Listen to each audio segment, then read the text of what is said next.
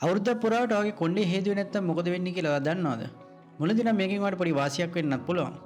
පළමු සති කිහිපයේදී ස්වාභාවික තෙල් නිසා ඔයාගේ කොණ්ඩේ වෙනදාට වඩා ඝනකම් සහ පිරුණු ස්වභාවයකින් පෙනෙන්න පටන් ගනීවි. හැබැයි මේ සතුට තියෙන සති දෙකක් විතරයි. සති දෙකකට පස්සේ ඔයාගේ හිස කෙස් අතර තෙතමනය රැඳීම නිසා බැක්ටීරියා වර්ධනය වෙන්න පටන් ගන්නවා. දැන් කොණ්ඩෙන් ඉවසන්න අමාරු ගඳක් එන්න පටන් ගනීවි. මාසයක් විතර යද්දී හිස් කබල අධික ලෙස කසන්න පටන් ගන්නවා. මාස කිහිපයක් යද්දී බැක්ටීරියා වැඩි වෙලා හිස් කෙස් වල සිදුරු වැහෙනවා. මේ නිසා හිස් කබලේ කුරුල ඇති වෙන්නත් ඔයාගේ කොණ්ඩේ වේගෙන් ගැලවී යන්න පටන් ගන්නවා. අවුරුද්දක් යනකොට අලුත් ප්‍රශ්න ගොඩක් ඔයා දිහා බලාගෙන ඉන්නවා. හැම කෙනෙකුගේම හිස් කබල එක වගේ නැහැ. හැබැයි ඔයාගේ හිස් කබල අපිරිසුදුයි හෝ කසනවා වගේ දැනෙනවා නම් අනිවාර්යයෙන්ම කොණ්ඩේ හොදන්න අමතක කරන්න එපා. මේ වගේ තවත් දේවල් දැනගන්න දැම්ම subscribe කරලා තියාගන්න.